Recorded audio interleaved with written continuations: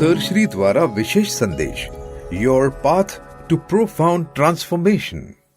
सत्य का खोजी जब यात्रा शुरू करता है और उसे पता चलता है, लगता है कि गुरु आवश्यक है, तब वो कहता है मुझे गुरु चाहिए, चलो मैं खोज में निकलता हूँ। मगर एक क्षण भी उसके मन में नहीं आता कि गुरु की खोज में जा रहे हो तो तुम ये मानकर जा रहे हो कि तुम शिष्य हो। क्या वाकई हो? क्या वाकई शिष्य बने हो? पर मुझे गुरु चाहिए पर्सन कहता है, यानी ये मानकर ही कि मैं तो शिष्य हूं। मगर शिष्य की पात्रता, शिष्यत्व क्या है? हम बाजार में कुछ चीज खरीदने जाते हैं तो निकल नहीं पड़ते घर से, पहले जेब में देखते हैं पैसे है कि नहीं वो खरीदारी करने के लिए। तो गुरु की खोज में जा रहे हैं तो हमारी जेब में क्या है? शिष्यत्व है कि नहीं है? पात्रता है कि नहीं है? तो थोड़ी सी तैयारी करनी होती है, क्योंकि जिस चीज के लिए आप तैयार हो जाते हो वह चीज आपके जीवन में आती है। विद्यार्थी के जीवन में टीचर आएगा ही, शिष्य के जीवन में गुरु आएगा ही, भक्त के जीवन में भगवान आएगा ही। जिस चीज के लिए तैयार, तो अपने ऊपर काम शुरू हुआ, नियम के अनुसार, संसार के नियम के अनुसार चीज आती है हमारे जीवन में, तो हम मैग्नेट बनकर निकले तो सत्य हमारे जीवन में आएगा। मैग्नेट नहीं बने हैं तो बनना शुरू करें। अपने आप को देखें, सुबह से लेकर रात तक कहाँ कहाँ दिखावटी सत्य में फंस रहे हो। कुछ भी देखा तो नेगेटिव शुरू, आई ऐसे ही रहता है, लोग ऐसे ही है, सब सोचना शुरू। दुख ही है, दुख के अलावा कुछ नहीं है। तो अब पात्रता बढ़ना शुरू हो गई। तो जिस चीज को आप लेकर जाते हो जेब में, वही खरीदारी कर सकते हो। गुरु चाहिए तो जेब में क्या चाहिए? और जेब में क्या है? जेब में द मन। पर्स में क्या है? द मन। कैसा मन है? वो अगर चाकू की धार से गर्दनें काट रहा है तो कैसी अभिव्यक्ति होगी? अगर वो चाकू से पेड़ काट रहा है तो अभिव्यक्ति कैसे होगी? उसी चाकू से केक भी काटा जा सकता है, उसी चाकू से सब्जी भी काटी जा सकती है। तो मन कैसा है? एक चाकू की तरह है, और इंसान को पता ही नहीं है कि ये चाकू में पीछे पेन भी है। 2 in 1। मन कैसा है? 2 in 1। यही मन उलझाने का भी कार्य कर सकता है। इसी मन से सेल्फ अपने आप को सुलझाता भी है। सेल्फ दोनों बातें करता है। सेल्फ का ये बड़ा हथियार है, क्रिएटिविटी है। 2 in 1। आगे चाकू है तो पीछे पेन है, पेन से आप लिखते हो, और आपको पता नहीं चाकू से जो चीज काटते हो वही पेन की इंक बनती है। चाकू से जो काटते हो, तो चाकू का इस्तेमाल कैसे कर रहे हो, यही उस पेन पर असर करता है। अगर पेन से लिखकर आपको पेन होता है तो समझ जाना चाकू का गलत इस्तेमाल हो रहा है। पेन से लिखकर पेन होता है, दर्द होता है, तो चाकू का इस्तेमाल गलत हो रहा है। चाकू का सही इस्तेमाल करना सीखें। तो यहां समझ में आया कि यही मन जो हम लेकर गुरु की तलाश में निकले हैं। तो हमारा मन आज कितना तैयार हुआ है? शिष्यत्व कितना तैयार हुआ? गुरु तत्व कैसे मिलेगा? शिष्यत्व कितना तैयार हुआ है?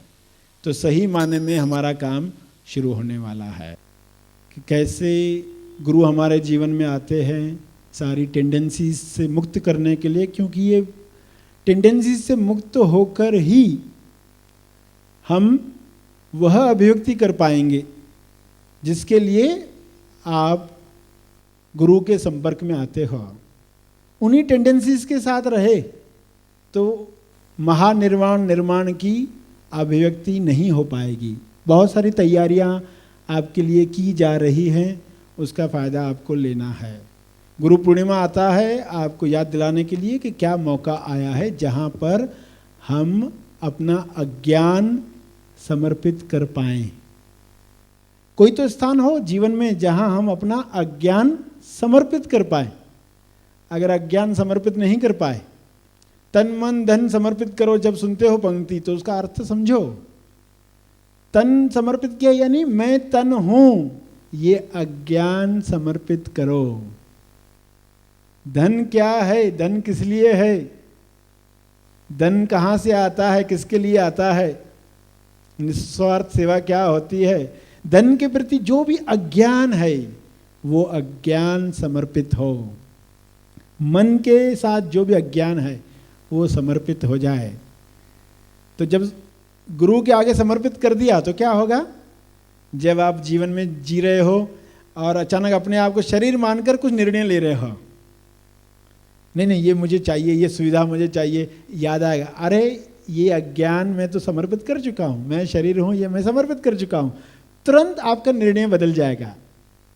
जैसे आपको उपवास है, आप उपवास में हो और भूल गए कि मेरा उपवास चल रहा है, फिर क्या होगा, आप खाना खाने बैठ गए, खाना खा रहे हैं, आधे खाने में आपको याद आ गया अरे आज तो मेरा उपवास है, क्या होगा, क्या खाना कंटिन्यू करोगे? तुरंत हाथ हट जाएगा, अरे आज तो उपवास है। तो जैसे ही याद आएगा अरे मैं तो तन मन धन समर्पित कर चुका हूं, यानी अज्ञान समर्पित कर चुका हूं। अज्ञान क्या है, मैं शरीर हूं, मनोशरीर यंत्र को मैं मान रहा हूं। तो जब भी दिखे कि मैं अपने आप को शरीर मानकर सोच रहा हूं अरे मेरा क्या होगा, तो कहना अरे ये तो मैं समर्पित कर चुका हूं। जो चीज समर्पित की है आप वापस नहीं लेते ना, वापस नहीं लेते, अरे गलती से मैं ले रहा था, सॉरी मैं शरीर नहीं हूं। तो अपने आप से पूछना वाकई मैंने समर्पित किया है कि नहीं। हेड समर्पित किया यानी अज्ञान समर्पित किया। हेड क्यों लोग समर्पित करते, नारियल क्यों तोड़ते मंदिर में, हेड का प्रतीक है, उसको बाल भी है। तो कर्मकांड ये बनाए गए लोगों को इशारा करने के लिए कि तुम समर्पित हो चुके हो, आप गलती से भी ऐसा मत सोचो, इस लाइन पर सोचना बंद। तो जब गुरु का महत्व पता है, आज्ञा का महत्व पता है, तुरंत हाथ हट जाएगा। उलझ रहे थे फिर याद आया, हट गया। तो आप कहोगे ये तो बड़ी कृपा हो गई कि आज हमारा हाथ हट रहा है। पहले तो हम लगे रहते थे उन्हीं बातों में, उन्हीं मूर्खताओं में, मगर अब तुरंत हाथ हटता है क्योंकि याद आता है हमने समर्पित किया है, गुरु को समर्पित किया और गुरु की पहचान हुई है। पहचान नहीं हुई है तो हाथ नहीं हटेगा। इसलिए पहचान पर गुरु पूर्णिमा का दिवस आता है, महामनन दिवस कहा गया उसको, कि मनन करोगे तो जानोगे क्या चल रहा है, हमें क्या समर्पित करना है, कैसे समर्पित करना है। हमारी डे टू डे लाइफ बताए कि हमने समर्पित किया है। हमारा जीवन नहीं बता रहा है तो पाखंड है। बाहर से हम बोलेंगे हमारे ये गुरु है, मगर हम एक भी आज्ञा का पालन नहीं कर रहे। और गुरु ने आज्ञा दी है तो अपने फायदे के लिए नहीं दी है, ये भी हमेशा याद रखना। आपसे विश्वास मांगते हैं तो अपने लिए नहीं, क्योंकि वो तो विश्वास का सोर्स है, उनको जरूरत नहीं है, मगर जो विश्वास रखेगा उसका लाभ है। वो देखते हुए लोगों का विश्वास रिलीज हो, दिखावटी सत्य से उनका फोकस हटे, कहाँ लगे, सत्य पर। तो ये अगर निरंतरता से चलता रहा तो आपके जीवन में वे सब चमत्कार, मिरेकल्स हो रहे होंगे। जैसा जीवन आप उच्चतम जीवन, उच्चतम अभिव्यक्ति वाला जीवन चाहते हो, सब हो रहा होगा। सिर्फ निरंतरता और धीरज आपको नहीं छोड़ना है, इसको लगातार पकड़े रहना है। हर चीज आपके जीवन में आने ही वाली है और आ ही रही है और आ चुकी है। क्रिएटेड दिखावटी सत्य तो यही दिख रहा है कि रियलाइजेशन नहीं मिलती है, स्टेबलाइजेशन नहीं मिलती है। गुरु पूर्णिमा का दिवस क्यों आता है?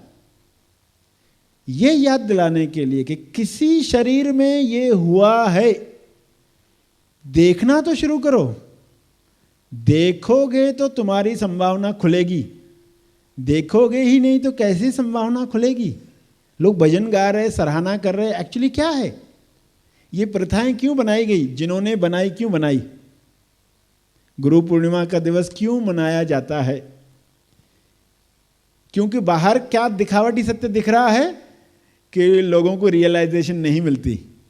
यानी सभी दिखावटी सत्य यही बता रहे ये संभव नहीं है, और हम यही देखकर फील कर रहे हैं आपकी संभावना बंद हो चुकी है। मगर जब किसी एक में दिखने लगता है और हम एग्री करते, जब हम कहते हाँ ये हुआ है, ये संभव है, आज के समय में भी संभव है, तो ये फीलिंग आप में ट्रांसफर होती है। ये फीलिंग आपको मैग्नेट बनाएगी, आप उस चीज को, सत्य को अपने जीवन में आकर्षित करोगे। अगर लगता है नहीं, किसी को नहीं होता है, सब ढोंग चल रहा है, तो आपने दिखावटी सत्य को बढ़ावा दिया, आपके जीवन में ये कभी नहीं आएगा। अगर हम स्वीकार ही नहीं कर पाए कि ये संभव है। देखो, लोग अनजाने में ये सोच रहे होते, कुछ लोग तो कहते हैं लड़कियों को तो इस जन्म में होगा ही नहीं, उनको एक पुरुष का जन्म लेना पड़ेगा आगे, फिर उनको मिलने वाला है, या संसार छोड़े बगैर ये नहीं होने वाला है। कैसी कैसी मान्यताएं दे दी गई, मृत्यु के बाद ही होता है। और ऐसी बातें सुनकर अगर हम मान चुके, दिखावटी सत्य को मान चुके, तो वही आपके जीवन में आने वाला है। मगर जब ऐसा त्योहार आता है, लोग जितने भाव से ये स्वीकार करते हैं कि संभव है, ये अवस्था आई है, पृथ्वी पर उतरी है, तो हम वो चीज़ अपने जीवन में आकर्षित करते हैं। तो गुरु का रोल कितना बड़ा हो गया, उसकी उपस्थिति भी कितना बड़ा काम करती है। वो कुछ भी ना कहे तो भी उसने बड़ा रोल कर दिया। गुरु का रोल समझ रहे अभी आप, कि वो कुछ भी ना कहे, सिर्फ उसे देखकर आपके मन में ये विश्वास जगा कि संभव है, इतना काफी है। ये हो सकता है, मैं वही देखूंगा, मैं वहां से फोकस नहीं हटाऊंगा,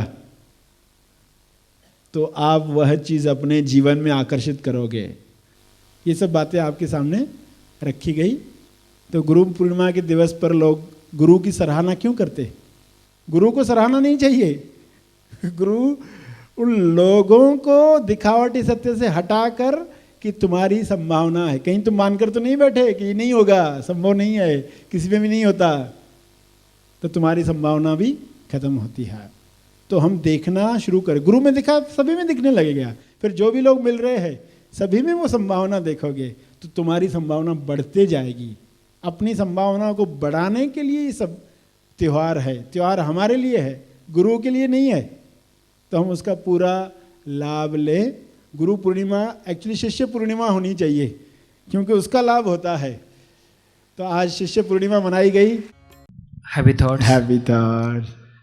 यहाँ आने के बाद इतनी शांति अनुभव कर रहा हूँ। हाँ। मोबाइल से दूर, हाँ। किसी से बातें नहीं की। It was an wonderful experience. हाँ। एंड मुझे ये बात कहना चाहूँगा कि यहाँ से जब जाएंगे हम, तो ये जो ज्ञान है बाहर भी प्रसारित करने की हम कोशिश करेंगे। और मन की बात यह है कि ये सब चीज़ें हर व्यक्ति को पता चलना चाहिए। यस। क्योंकि हर बंदा हर चीज़ों के पीछे भाग रहा है, बट अंत में पता नहीं चलता कि कहाँ भाग रहा है। हाँ।